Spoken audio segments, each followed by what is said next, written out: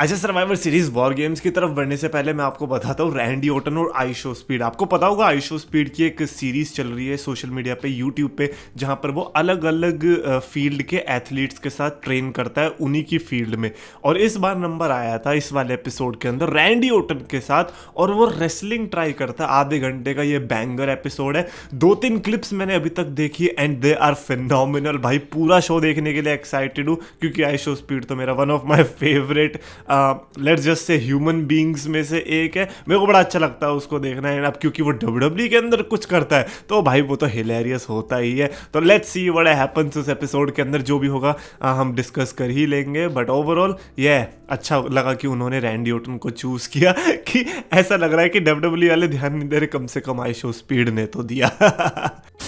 So yes, so my champions of the world, Modri Extend, the best wrestling creator on this subcontinent with the best wrestling audience, and today we are going to talk about War Games. War Games के predictions करने वाले हैं, but before that, Logan Paul की अगर हम बात करें, Logan Paul का आपको याद होगा हैंड रिटन प्रोमो, तो अभी रिसेंटली जो वीडियो आई है उसमें लोगन पॉल का और वो पीछे बैक स्टेज का सेगमेंट दिखा रहे थे पूरा, कि कैसे जब वो सेगमेंट होने के बाद लोगन पॉल हेमन वो सब ट्विटर चला रहे होते, तो लोगन पॉल ट्विटर पे दिखाता है पॉल हेमन को कि देखो ये लोग तो एक्चुअली में मान गए इस चीज़ को, ये लोग सोच रहे हैं कि हमें कुक कर दिया है। जबकि फिर लोगन पॉल ने दिखाया कि उन्होंने हाथ में क्या लिखा था, वियर्ड चीज़ लिख रखी थी, ब्रॉक लेसनर लिख दिया रैंडमली, एजे का नाम लिख दिया, मतलब जो स्क्रिप्ट का पार्ट था भी नहीं वो बस उसने ऐसे ही लिख रखा था, और वो चीज़ लोगों को लगा कि इसने स्क्रिप्टेड प्रोमो कर रखा है। तो इसीलिए मैंने कहा था कि भाई लोगन पॉल को जो तुम सोच रहे हो ना वो है नहीं वैसा, और अब लोगन पॉल ने कुक कर दिया हमारी रेसलिंग कम्युनिटी को। तो भाई बड़ा बढ़िया लगा, मेरे को लगता है one of the best heels इस बिजनेस के अंदर कोई है वो है लोगन पॉल,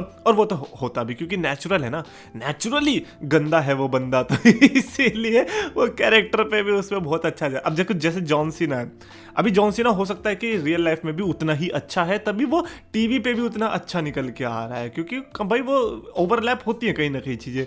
तो लोगन पॉल का भी सेम हुआ कि वो जितना गंदा है ना वो उसको चीज़ काम ही आ रही है डब्ल्यूडब्ल्यूई के अंदर, और डब्ल्यूडब्ल्यूई से अच्छा कोई प्रोफेशन एक्चुअली मैं बताऊं तो है नहीं उसके लिए कोई। बहरहाल आज हम वॉर गेम्स की प्रेडिक्शंस करने वाले। 4 मैचेस है वॉर गेम्स के अंदर, जो कि ऑब्वियसली क्योंकि 2 वॉर गेम्स जो होंगे वो बहुत लंबे खींचने वाले, 2 घंटा तो यही ले जाएंगे। बट उसके अलावा भी जो 2 मैच है, पहले सबसे पहले उन्हीं से शुरू करते, स्टेफनी वाकर एंड निकी बेला के बीच वुमेन्स वर्ल्ड चैंपियनशिप मैच देखने को मिलेगा।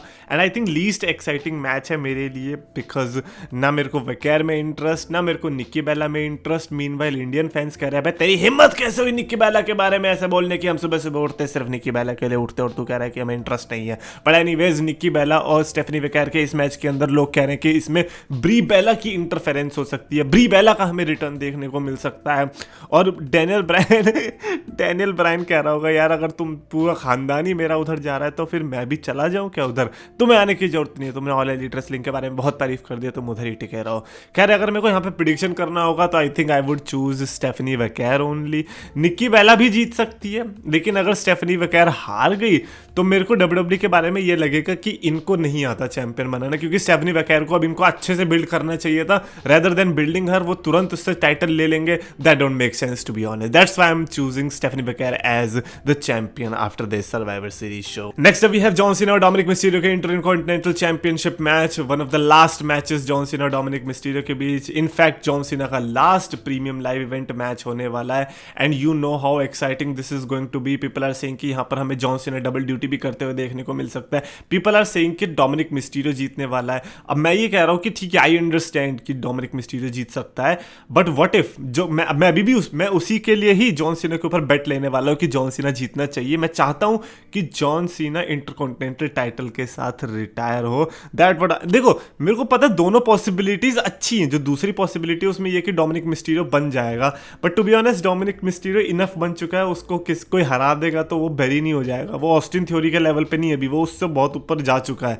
ऑस्टिन थ्योरी अगर इस पोजीशन पे होता तो उसको प्रॉब्लम आने वाली थी, लेकिन डोमिनिक मिस्टीरियो को कोई प्रॉब्लम नहीं होती अगर वो दोबारा से हार भी जाता है। So that is why I am choosing John Cena over Dominik Mysterio, and I hope कि जॉन सीना ऐसा करे। तो एक ऐसा बंदा जिसको हम कह रहे थे कि क्या कभी वो टाइटल जीत पाएगा या नहीं, और वही बंदा इंटरकॉन्टिनेंटल टाइटल के साथ रिटायर हो रहा है, वो बहुत बड़ी बात होने वाली है। अच्छा भाई साहब, एक और चीज़ जो मैं बताने वाला था, कल की वीडियो में मैं बोल रहा था कि कैसे हमें उम्मीद नहीं होती कि नेवर से नेवर वाली बात कि हम सोचते थे कि ये सुपरस्टार कभी नहीं आएगा और फिर वो आ जाता था। तो मैंने उसमें एग्जांपल्स दिए थे, एरिक बिशॉफ का एग्जांपल दिया था, स्टिंग का एग्जांपल दिया था, हल्क होगन का एग्जांपल दिया था। और हल्क होगन के टाइम पे आप लोगों ने कहा कि वाह सोच समझ के बोला कर। तो मेरा मतलब ये नहीं था भाई कि हल्क होगन ऊपर से वापस, मेरा मतलब था कि यार मैं मतलब इतना हंसा देख के मैंने कहा भाई यार ये क्या कहाँ से ढूंढ के लाते हैं लोग। मेरा मतलब था कि हल्क होगन WCW से WWE में आ जाएगा, ये सोचा नहीं था किसी ने। बट ठीक है भाई, मतलब यार हंसा दिया तुमने मुझे मेरी ही बात पे। खैर अगले हैं 2 वॉर गेम्स मैच। सबसे पहले तो Rhea Ripley, Iyo Sky, Alexa Bliss, Charlotte Flair, AJ Lee versus Nia Jax, Lash Legend, the Kabuki Warriors and Becky Lynch. It's so good to see Iyo Sky in that match because you know कि जो dustbin का डब्बा है वो इयो sky के कंधे पे आने वाला है और फिर वो वहां से छलांगे मारने वाली है। वुमेन्स के वॉर गेम्स में इंटरेस्टिंग चीज यही होने वाली है कि यहाँ के जो स्पॉट्स होंगे वो मोस्ट प्रोबेबली मेन के स्पॉट्स से ज़्यादा अच्छे होंगे। देखो मेन में हमें स्टोरी लाइन बेस्ड या फिर इमोशनल स्पॉट्स इस टाइप के स्पॉट्स ज़्यादा अच्छे लगेंगे, लेकिन जो एक्शन वाले स्पॉट्स है जहाँ पर हमें मूव सेट्स वाले स्पॉट्स है वो मोस्ट प्रोबेबली हमें ये सेकंड वाली या सॉरी इस विमेंस के वॉर गेम्स में ही अच्छे देखने को मिलेंगे। एंड AJ ली का ये पहला वॉर गेम्स मैच होने वाला है, उसके लिए भी एक्साइटेड हूँ मैं। हाउएवर रिया रिप्ली तो इसमें वेटरन बन ही चुकी है, तो ये it is going to be interesting to see कि ये वाला वॉर गेम्स कितना इंटरेस्टिंग जाने वाला है, क्योंकि इसमें सुपरस्टार्स बहुत अच्छे अच्छे हैं। आप देखो ना, आस्का है इसके अंदर, बेकी लिंच है,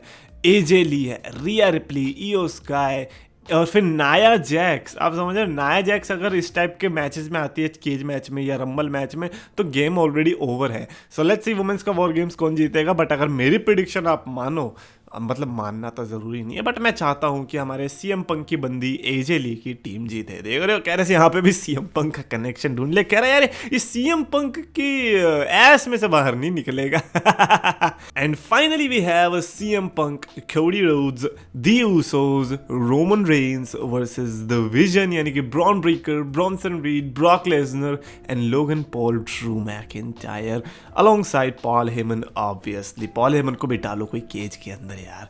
एनीवेज ये वॉर गेम्स का match one of the biggest I would say star studded Survivor Series War Games match होने वाला है। Not just War Games, but I would say कि one of the biggest star studded Survivor Series match मैं बोलूँगा कि survivor series में अगर 10 बंदे कभी एक शो मैच में आए हैं तो वो one of the best match होने वाला है ये। अब देखो लोगन पॉल से हमें पता है कि अगर उसे वायरल मोमेंट निकालना है तो वो कुछ हरकत करेगा, तो लोगन पॉल को अपना रोल पता है।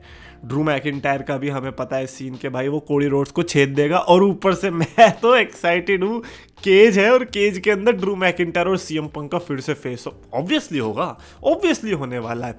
Then we get to see Roman Reigns and Drew McIntyre का फेस ऑफ, ये भी हमें चाहिए था। And Roman Reigns versus Brock Lesnar का face off, yeah that would be interesting to see. And Cody Rhodes and Brock Lesnar, Cody Rhodes and Drew McIntyre, मतलब ये जो परमुटेशंस कॉम्बिनेशंस निकलेंगे ना इन सुपरस्टार्स के बीच में, ये बहुत ही मजेदार होने वाला है। ट्रस्ट में मैंने सेदिस अगर मेरे इस मैच को बुक करने वाला होता ना, मैं इसको कम से कम नहीं तो 1.5 घंटे का बनाता। लेकिन ब्रॉक लेसनर जो मेरे को नाम दिख रहा है ना, बस उसी में मेरा थोड़ा डाउट है, क्योंकि जब ब्रॉक लेसनर मैच में होता है आप एक्सपेक्ट कर लो कि स्क्रिप्ट से बाहर भी जा सकती है चीज़ें। जैसे एलिमिनेशन चेंबर में ये बंदा फोड़ के आ गया था केज को और फिर अंदर लड़ने चला गया किसी को पता नहीं अब क्या करना है, तो बस आके बस F5 खा रहे।